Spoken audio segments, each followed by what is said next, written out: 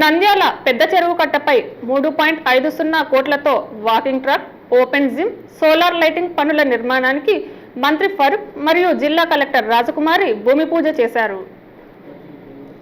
నంద్యాల పెద్ద చెరువు కట్టపై 3.50 కోట్లతో walking track, open gym, solar lighting పనుల నిర్మాణానికి మంత్రి ఫరూక్ మరియు జిల్లా కలెక్టర్ రాజకుమారి భూమి పూజ చేశారు. परमेश्वरानुग्रह प्रसादिद्रसदे महागणाधिपतये नमः।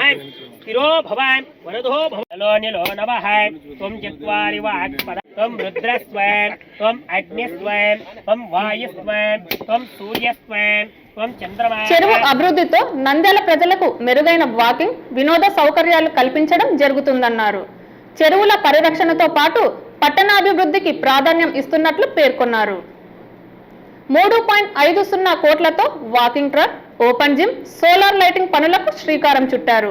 నంద్యాల పట్టణంలోని ఎస్బీఐ కాలనీ పెద్ద చెరువు కట్ట వద్ద అమృత్ పథకం కింద 3.50 కోట్ల వ్యయంతో చేపట్టనున్న 2.5 కిలోమీటర్ల walking track, open gym, solar lighting తదితర అభివృద్ధి పనులు చేపట్టనున్నారు. పెద్ద చెరువు అభివృద్ధి పనులు పూర్తయిన అనంతరం నంద్యాల ప్రజలకు మెరుగైన వాకింగ్, ఆరోగ్య పరిరక్షణ, వినోద సౌకర్యాలు అందుబాటులోకి వస్తాయని తెలిపారు.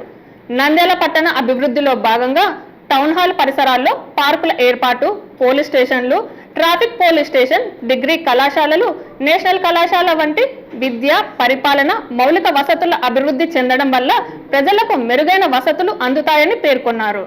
కార్యక్రమంలో టీడీపీ నాయకుడు ఫయాజ్, మున్సిపల్ కమిషనర్ బండి శేషన్న, అధికారులు పాల్గొన్నారు.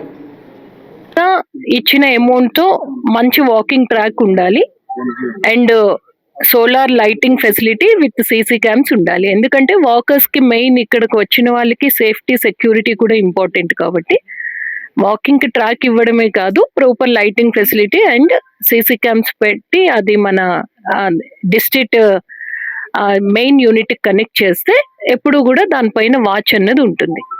అండ్ వాకర్స్ అసోసియేషన్ ముందుకొచ్చి ప్లాంటేషన్ అన్నది చేయాలి. దానికి కావాల్సిన మెడిసినల్ ప్లాంట్స్ మా వైపు నుంచి అందిస్తాం, అదేం ఇష్యూ లేదు.